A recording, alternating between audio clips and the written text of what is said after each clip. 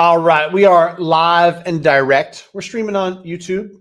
We're streaming on Facebook. We're streaming on LinkedIn. Pleasure of having my buddy TYLG, Ty Guerrero, on with me today. We can talk California real estate. We can talk becoming a renter nation. We can talk whatever we want to talk about. And for the audience, fire away with any questions you got. If not, just listen to a couple guys who like real estate, talk about real estate, and you're not required to fire away with questions and comments, but it's definitely encouraged. How you doing, Ty? I'm doing awesome, man. It's great to be here with you, and I'm excited. This is my favorite topic: real estate, and mortgage and mortgage news and investors, and we're both NorCal guys, so what a great time to be together. So thank you for having me. Yeah, and there's 1,000 different directions we can take this. I think that I'm going to fire off some questions because it's always good. Like you're active in real estate every single day, so you're seeing stuff and you're hearing stuff, and you bounce it off somebody else who's active in real estate. And are you seeing this too? Are you hearing this? And one place I want to start is it's no secret to me and you, the market's competitive. And one thing that I wanted to bounce off you, because I think that being in more expensive markets like you probably see more of it than me. I know that at or below the median is crazy. And I operate a lot in that area, Sacramento specific, having a mortgage business that's quite a bit of investors buying at or near the median or first-time home buyers. But what surprised me, honestly, is how competitive some of the higher price homes have been. And I'll give you a quick example, and you tell me if you're like, oh yeah, Matt, that's common. Roseville, I don't know if you're familiar, but it's, Placer County, neighbors to Sacramento County. Great neighborhoods, great schools. So it's a place people want to live. When I see a home that a client of mine is interested in and it's listed at $975, it's going to be competitive. It's a nice home in a nice neighborhood, nice schools. When I talked to said client yesterday, I've talked to the agent. They've communicated with the list side. There's multiple offers. We probably got to go to $1,075,000. So we probably got to go 100,000 above ask. To even have a shot, to even be in the game, we got to waive all contingencies. Not always recommended, but in their case, like their loan is rock solid. Their employment is stable. Their funds are verified. Like there's no problem getting a loan. They've got the funds to bridge any appraisal gap. They're not worried about that. So in this case, like waiving contingencies isn't the end of the world. They're not putting themselves at too much risk. It's a house that's built in 96. Fast forward this morning. Did we hear back? I haven't talked to the listing agent yet. What's the news? Well, they got more offers since the last conversations. We upped ours to 1,125. So they were 150 above ask. And we didn't get it. Wow. Crazy freaking times we're living in, man. Yeah, that's super wild. Yeah, and it's interesting too, because other properties, similar price ranges may not have the same kind of flow. It's interesting too, in that maybe, what kind of loan was it? How much were they putting down? They were doing 350 down, so about 30% plus. Okay, down. So big on down. Okay. Yeah, that's just really wild. That's bizarre. Because even then I'm going, okay, maybe they have a low down payment and they went with someone with a larger down payment. But honestly, at 30% down, the difference between 30 and 50% down, I mean, not that to me doesn't really move the needle that much. We're in a wild housing market, and a place like Roseville is definitely high demand. I could see that. For me, and this is interesting, even though I'm in the Bay Area, I live in the Bay Area. I do a lot of business in the Bay Area, but I'm also very much at the median or under. And so, the majority of my deals, and I'm even in Sacramento, I've got 2 deals right now in Elk Grove. But a lot of my stuff is, 4 or 5, 600,000, 700,000. So, I'm definitely, I like below the median. And the reason why is because it's active.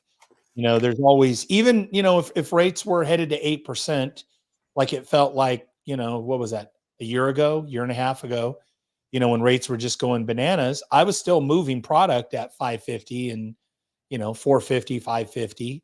So, for me, I really like below the median and I like the entry level housing.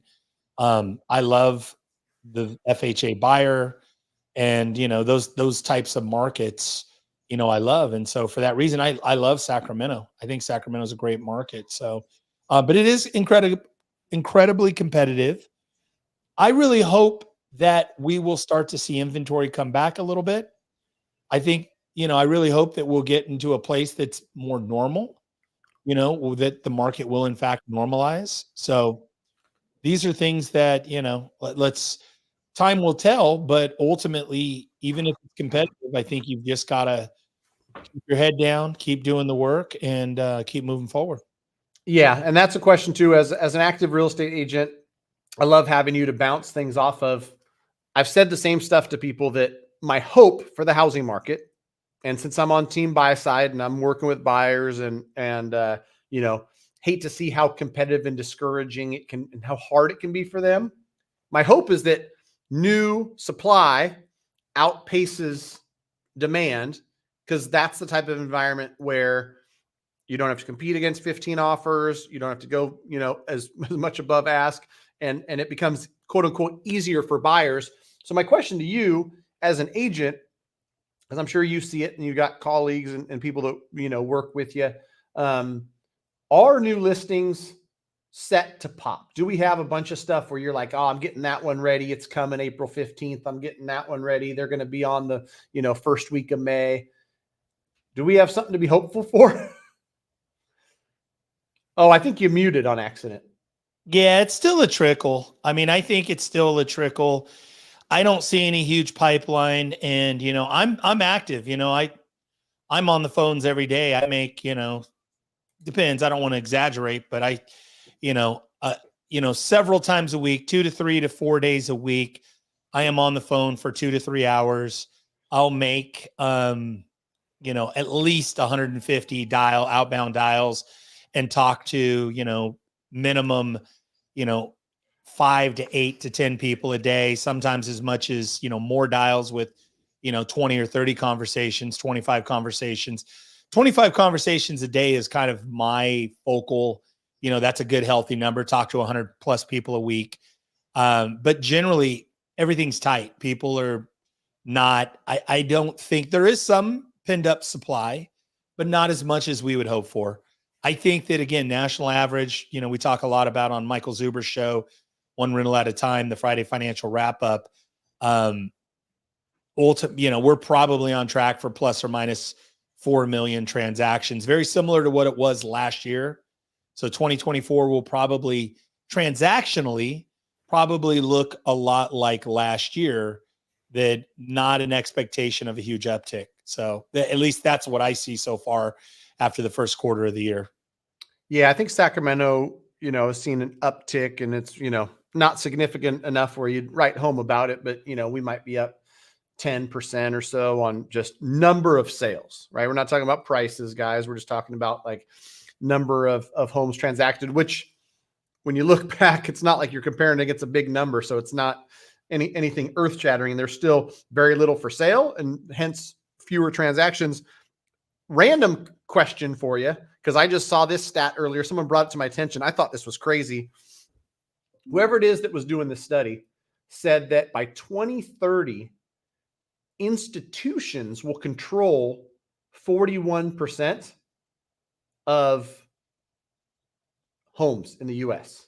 That to me sounds like a wild number. Wild number. By 2030? By 2030. I think that's an overestimate. I think institutional buyer, it'll be interesting to see, because I know that legislation wise, federal government was looking to do some kind of, that was proposed. And I think that's still, I don't know that it'll get passed, but ultimately, I did a lot of work for a hedge fund out of Oakland, California called Waypoint. And Waypoint was absorbed by Colony Homes ultimately the inventory that they had, I want to say it was probably 15 or 20,000 units. I could be wrong. It could have been 12 or 15,000 units, but I had sold them several, like hundreds of properties. And that all is now under Starwood, which is, as Michael Zuber affectionately calls him, Billionaire Barry, who is, a big time hotel, multifamily office space, and he's in single family. I just don't think, Invitation Homes was a real big player. We also sold them a lot of stuff in 10, 12 years ago. That would have been 2011, 12, 13, 14, in that range, which was a part of Blackstone. So I just don't see that they can control that much that quick. I don't think there's enough inventory. Number one, I don't think new home builders, I know that's a thing now where they're buying like just in complete buying out subdivisions, but ultimately I don't see that as a great play for them either. I think they bought single family homes as a hedge, and I don't think necessarily that they have this huge run up and upside. I think there was 10 years ago when all the REOs and bank foreclosures, but I think it's a lot of hype and panic. Will they continue to buy single families? I think they will, but I think it's to hedge what they do in other, it's kind of to offset. It's a safe basket, if you will, against maybe things with, commercial development and office and, multifamily and all the other things that they do. But I just don't think Wall Street's going to take over single family homes. And I guess that this can transition. So I'll just say it, could we be a renter nation? Maybe, but I don't necessarily think that it's all just, that the hedge funds control everything. So. Yeah, because I think that you're right, and it makes sense to me in my head as a business or as an entity or as an investment firm. You want some of that because you want diversification across different assets you own. Yep. You're not going after it to take over and be the number one landlord in the country. You're just saying we're going to hold on to this stuff because long term, real estate is a good and safe investment. Which my next question would be, like, I don't know enough about it, so I'm just asking this question as just another guy out here. You see all the stuff they bought, Blackstone or whoever the name is, right? Sure. And they bought it at huge discounts, 11, Yep. 12, and 13. I remember I've actually got Ryan Lundquist in the comments, and he did a write-up that was really cool, like on a map. You could click on what they owned, and that would lead you to the records. And so I just, as a data nerd and real estate guy, poked around. I was like, man, they paid $80,000 in that neighborhood in 2013. That thing's worth $325 now. Oh, they paid this in this neighborhood. What, in your opinion, Ty, would be a reason to sell, and why haven't they sold more of these investments where they've, quadrupled their money in some areas?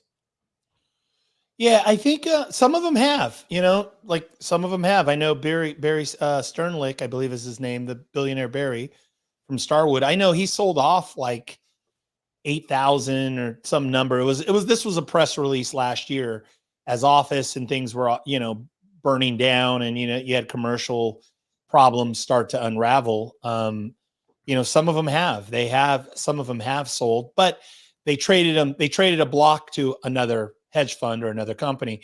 I just think that I don't think you're going to see a big sell-off. I've seen some of them sell off a few, but I just don't think it's a thing because, again, I think it allows them to diversify, and that's the thing is that, it's one of, 50 or 100 different kinds of asset chunks, in these tranches of. It was interesting because when working with Waypoint, I got to see like how they would do the funds, and they would typically they would have these small funds. I say small, but they would be like $25 million funds, and it would be fund 1 and fund 2 and fund 3 and fund 4 and fund 5, and you'd literally see them deploy, $300, $400, $500 million in a 9-month period, but $25 million, and they would hold title in these tranches of $25 million.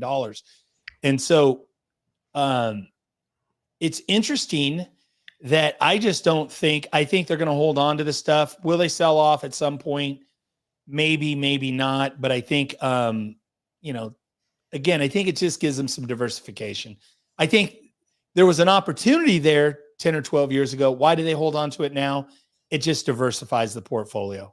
Yeah, I agree. And it's funny too, because if you think about it out loud, you're like, hey, I'm around a bunch of real estate investors. We know the power of just holding on to it for long enough and what it does for you. Like, but I want these guys to sell. I don't want these guys to just hold for a couple decades and see all the, wealth accumulation because of it and whatnot. But so that makes a lot of sense. I got Ryan Lundquist here in the comments. Invitation Homes was the one where he had the interactive map. It was really, really cool.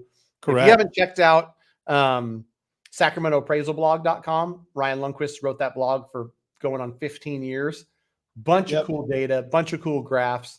So thanks for joining us today, Ryan.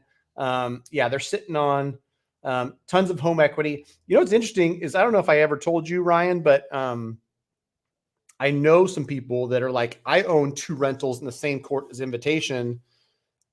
They've got a weird model where they're turning stuff fast. They'll never fix anything. And I guess when you own tens of thousands of homes, or, even 6,000 or 8,000, you might not be a professional property manager. You might not be great at it. But they're still good enough assets where they're holding on to them. Ryan's a hero. Ryan's a hero. Thank you, Ryan, for being here, if you're still listening. But I know of you through Michael Zuber, and and 100%, that whole Invitation Homes, man, I lived through that. I was an REO broker. So I've always been I've been a real estate broker since 94. I was a real estate investor first in 93. I bought my first rental. And in 2007, 2008, I started doing a lot of BPOs, broker price opinions, started doing a lot of, equivalent of appraisal work for different BPO companies. And so that's how I fell into, Fannie Mae, Freddie Mac, One West Bank, and everyone else. But that's where I got to meet, a lot of the people like Invitation Homes, Waypoint Homes, and see this firsthand. And, these guys, they came in, they knew how to deploy capital. They knew how to scale. They hired, there was, floors of salespeople that just all they were doing was making offers on properties, and then teams that just go out to the trustee sales and bid and buy stuff at the courthouse step, all the foreclosure stuff. So I would say that Invitation Homes to me was a very impressive, was a very impressive operation to see how they would deploy capital and scale and seize an opportunity. So, I just thought about thinking about me and you and us being California guys and whatnot, is like, would Ty? I don't know at all. Like, when these institutions buy up real estate, are they buying like really heavily in certain markets versus others? Or, are they trying to own stuff in, Toledo, Ohio, or other places? Or is it like concentrated in major metros or certain areas? Well, for sure, they're concentrated in specific metros where cash on cash returns are good. I don't see any of them really actively buying stuff in our markets here, because I think our markets are pretty top heavy. The returns, there's not necessarily a lot of fast appreciation like there was, say, in 2010, 11, 12, where we were really at the bottom. And like you said, they were buying stuff for 75, 80 grand, and replacement value was probably 200. And then in my market, a lot of that stuff, they bought stuff for 75, 80, and it's worth 500 today, or more, So, and even when they were buying them for 75 or 80 or 100, replacement value was typically 2x. It was 200,000 if you went to go rebuild that. So, they seized the moment there. I do hear that sometimes they are buying in, parts of the Midwest. I hear they're buying in, the Southeast. But I think for the most part in California, especially here, Greater Sacramento, San Joaquin, Central Valley, San Francisco Bay Area, I think, I do see not the larger funds. I do see some smaller funds that will do some flipping and some redevelopment. And, but when I say smaller funds, these are, you know, groups, companies with a cap, you know, with a total cap of, you know, maybe 10 to $25 million of cash and equity that they're working with, and still significant enough to, you know, enough to be very active in any one market, but not enough. Like, we're not talking hundreds of millions of dollars, like Invitation or Waypoint or some of these others, you know, Blackstone. So the big boys. Yep. All right. Yeah. Ryan Lundquist had a question about what are you guys seeing with home insurance or fire insurance lately? I'll let you go first on what you're seeing, because I know, horrible. Yeah, I mean, It's horrible. It's, you know, get cancellation letters all the time. The prices have doubled and tripled or even more. I know Matt has a story on that, but it just, it's horrible. Every month, every couple of weeks, I'm dealing with insurance and dealing with stuff and getting requotes. And then even the challenge, like, you know, even with like the insurance broker, you know, insurance brokers, it's like, when I'm making requests to them, I'm apologizing in advance. And I'm like, hey, I know your industry's gotten tough. I know things have changed. Really need your help. You know, can you get this quoted? You know, we need additional liability. We need differences in coverage, you know, so it's a really, really tough time. And hopefully, it's a tough time. It's a tough time. It's a tough time to be a landlord. And I don't see, it's interesting too, even though the rates have gone up, I don't think we're going to see a reversal. I don't think 5 years from now, we start to see insurance rates come down. So I don't know what happens next, but, it's tough in California. That's for sure.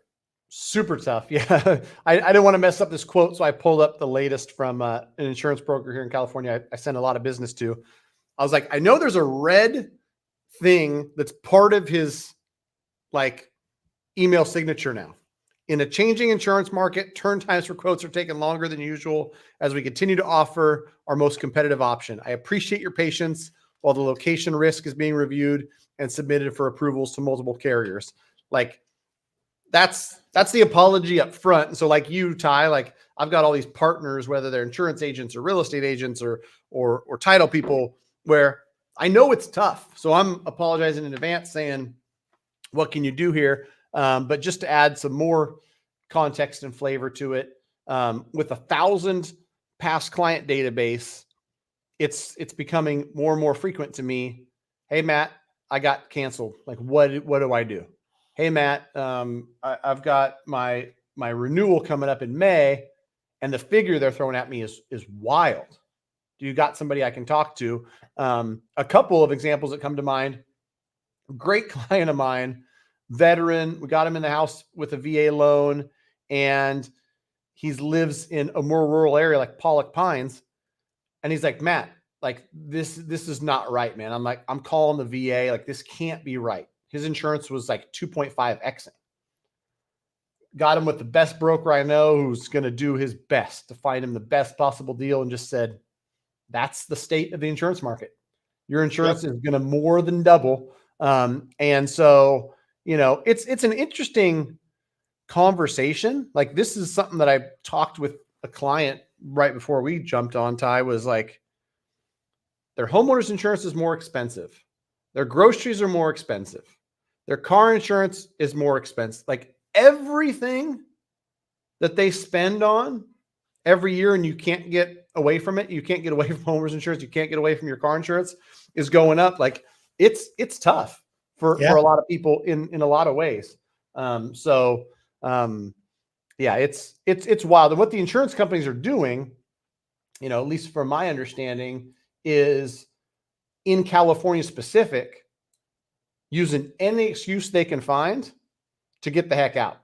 Right. Yep. They've like the insurance broker that's on our hub called me, and Ty were on yesterday with her, and she's talking about, you know, a drone flies overhead and said, listen, you know, you've got this type of roof. We're no longer going to insure you. You've got this.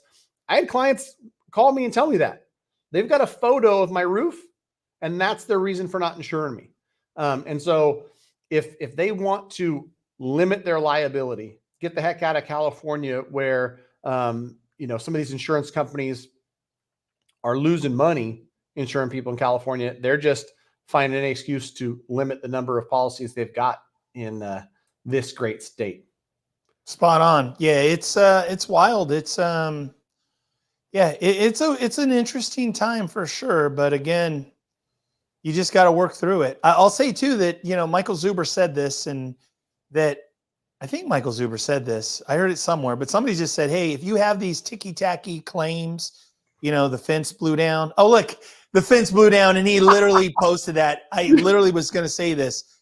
And spot on, Ryan. It's Ryan Lundquist, you just literally pulled that up. I did not see that.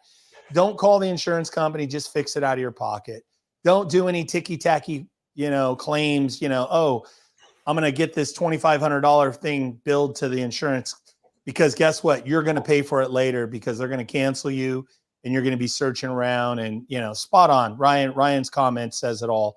Yep. You just don't give them an excuse, because they don't need that big a one. They want to cancel you. They don't want to continue to write. And so that's a great one. Transitioning real quick to real estate from that.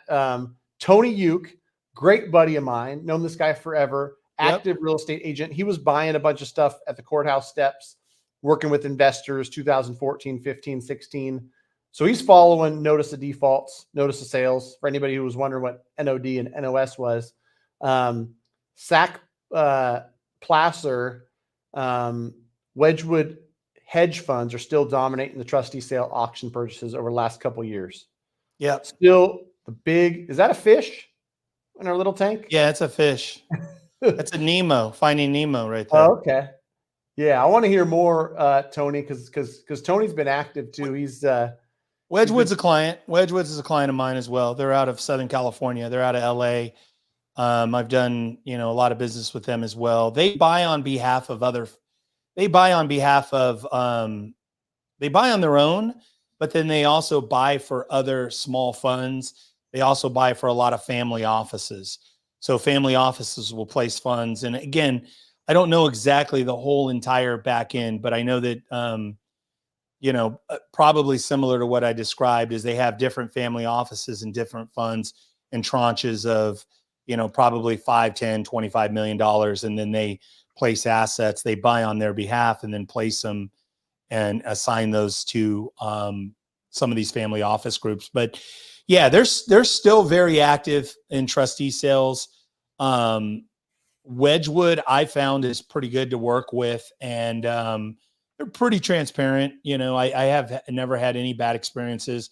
They're very professional, and they're pretty active. And in the most part, I would say that they're buying on behalf of other funds, or like a fund of funds, or buying for family offices. So, and they're smart buyers. So that doesn't surprise me, Tony, that they're still active.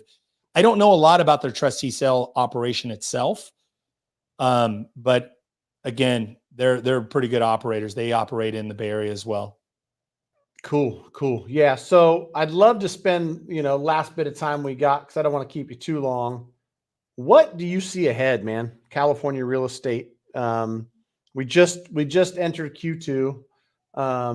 This is generally, when the spring buying market really hits full stride. And so, there's buyers out there. You've got a little finger on the pulse of what might be coming from an inventory standpoint, and it's not enough to satisfy the demand, I think, and that's why we're still competitive. But what do you see going forward, Ty? And I guess what would you say to buyers who are out there, buyers that I'm working with, that are like, man, like, it shouldn't be this tough. I can't believe there's this many people lining up for homes at these prices and at these interest rates.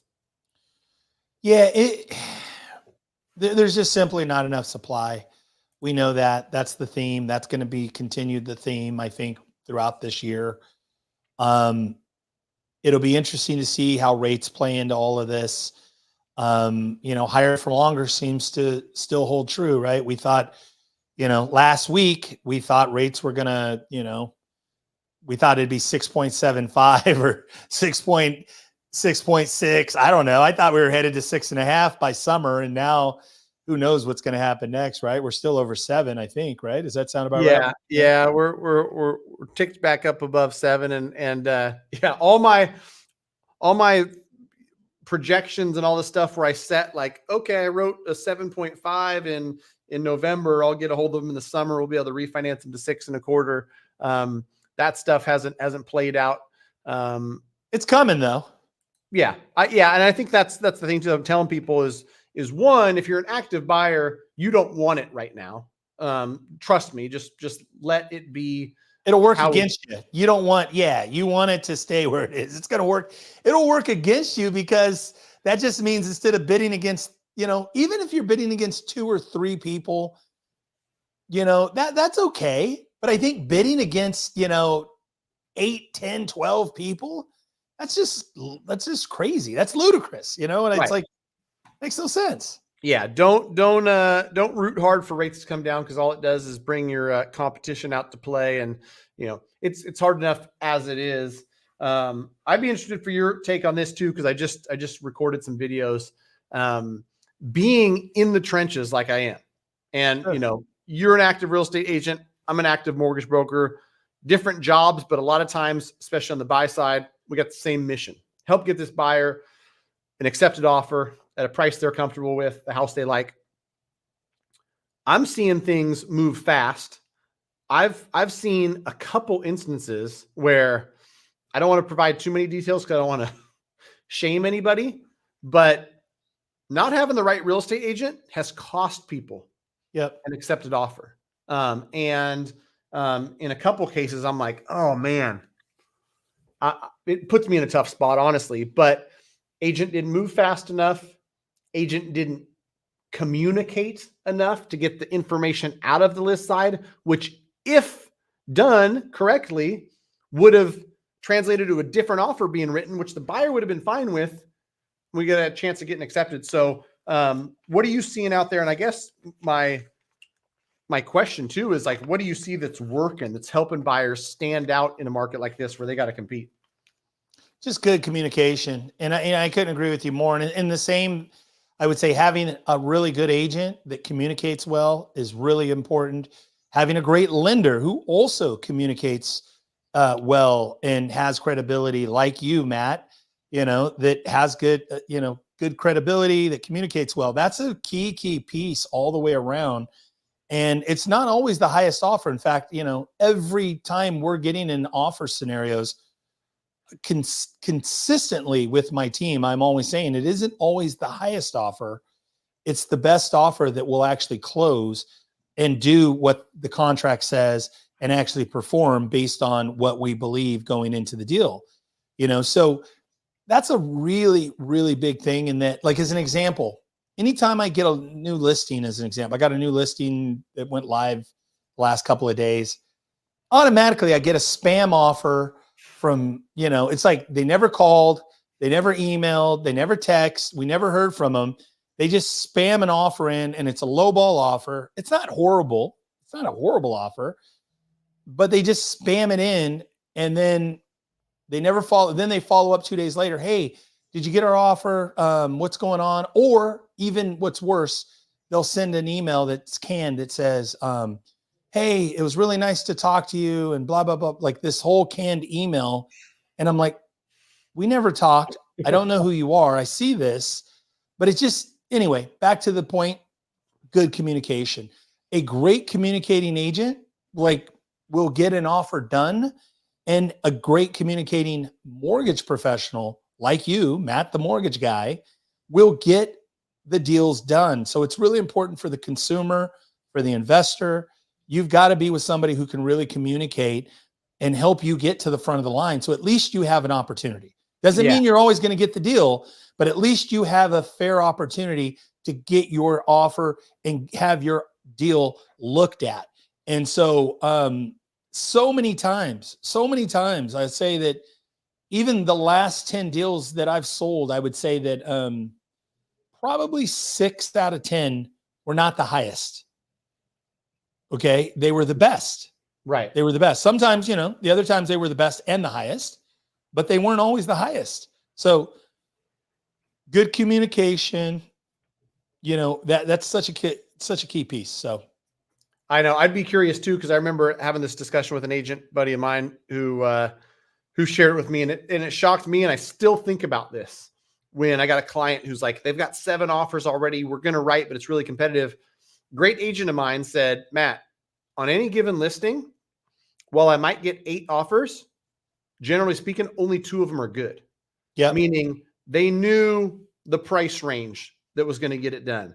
They knew the terms, whether it's, 22 days of rent back that the seller needs, whether it's closing in 19 days, whether it's removing some of the appraisal loan contingencies early. In your experience, Ty, because you've got, active listings, you list your property in Elk Grove. If you get 8 offers, how many of those offers really have a chance? 2 or 3.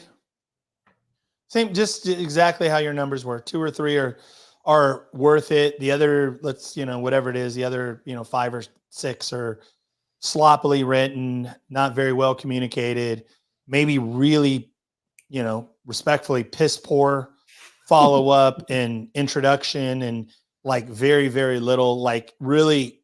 And this is interesting. We have not even touched this, but I want to just tease it a little bit.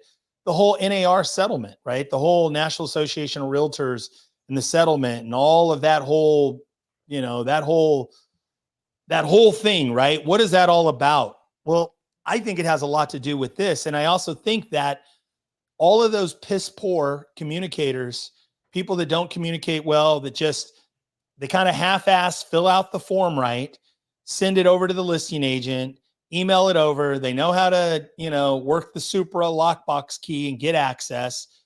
I think that those agents are going to have a hard time. I think that, in this market going forward, you have to have skill sets, and the number one skill set should be communication. Yep. Communication. So I think that just, again, and I didn't come into this thinking that, but that's got to be, communication's everything. Because if you can communicate with the other side, you can figure out, okay, what's the truth? Is this person real? What's their level of motivation? If there's a problem, what hoops are they willing to jump through in order to make this deal work? How is the agent gonna, follow up and make sure this thing gets to the finish line? That's so important, and in horse racing, sometimes you bet on the horse, sometimes you bet on the jockey, and other times you bet on both. You know what I mean? So it's hand in hand. It's not just the offer, but it's also about the operator. It's about the agent. It's about the mortgage professional. Are they local? Are they accessible? Do they answer their phone? If they don't answer their phone, do they have an assistant or a partner or a lead, a customer service person that's hands-on, that personally knows about the file? So these are all really critical pieces. But I think as we go forward, communication is going to be more important than ever. I'll tell you what, Ty, great minds think alike. I'm pulling that out for everyone to hear it again. The number one thing to come out of the NAR lawsuit is more communication. I literally just filmed, and that was what I said. Because that's the first thing that comes to mind for me is like, they're going to be able to communicate better to buyers and sellers, their value, and why, commissions are justified in what is for most people the largest transaction of their life. And then amongst agents, those that are able to communicate are going to be the ones getting the deals done. So they're going to be the survivors of any sort of shakeup or any change in how things are done. So at the end of the day, it's like the number one thing to come out of it, more communication with each other, more communication with everybody involved in the transaction and the consumer. So I don't want to keep you too long. I'm just going to power through, say what's up to my buddy Jason Walter, and quick shout out to Joey Guerrero. He's an ORAT guy. Apparently me and you are ORAT legends. Thanks for tagging us legends. Joey couldn't make it out this year to Vegas, but we'll see you at the Blind Center next year, Joey, because I know you follow Zuber and all that stuff. To answer your question, I'll try to do it. If a buyer is in a position to ask for seller credits, do you think temp buy downs are a great tool in the current rate environment? I'll give my answer. I'll let Ty give his. I think they're a great tool. And if I were to structure a mortgage today, and like most people, I would be thinking about what my monthly payment is, the 1.0 buy down is a great tool to say, you know what, at 7%, at $4,000 a month, it's going to be a stretch. Why don't we start off at 3,600 and we've got 1 year at 3,600. My hope is that I can refinance it. You still have to qualify at the $4,000 payment. So if you get there, it's not like you don't qualify and the world's going to fall apart, but more likely than not, rates come down, whether you refinance in 11 months or 17 months or 22 months. I don't have the answer for you, but I think that asking that seller for, in a lot of cases, it's $4,700 or $5,300. Yep. Depends on the rate, depends on the loan size.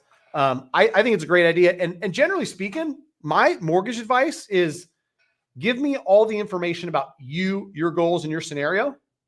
I'll try to put myself in your shoes. Based on everything you've told me, here's how I would do it. And for a lot of people, that turns into, we just submitted one yesterday. It's a 2-1 buy down. We've got a couple going that are just 1-0 buy downs because you couldn't get the 12,800 in credit. But I still love buy downs, Joey. That's my story and I'm sticking to it. What says you, Ty? I agree. I like buy downs. I think it's good. In fact, even there was a deal. I don't remember exactly which deal, but one of the deals, it had a buy down. It had some money, some credit in there. It was a high strong offer. It checked all the boxes of what the seller needed. And so there was some credit money in there from the seller, and there was an increased purchase price. But even too, the beauty of it was the agent did a really good job, communicated well. And then even on top of it, the agent asked for a little bit more commission and we got it. We said, yeah, no problem. We'll go to bat for that. So they sent over a compensation, kind of like what the future is, where you'd have to include your compensation. They included, hey, can you get me a little bit higher commission on this? I've had to really work hard with this buyer. And we were like, yeah, no problem. Because the guy just communicated so well. He literally hit all of the boxes. He had best offer, most probable to sell. And then on top of it, even negotiated himself a little bit of an extra fee and then even got the buyer a little bit of credit toward some closing costs. So, and by the way, I like it. If I ever need to calculate anything, you guys see that? I still got some of those collector's edition. One rental at a time and Matt the Mortgage Guy in collaboration. I had to show you that. Yeah. I love it. Show you that. So this is how I calculate buy downs and nice things. So yeah, calculating that. And to your point, I love that last part.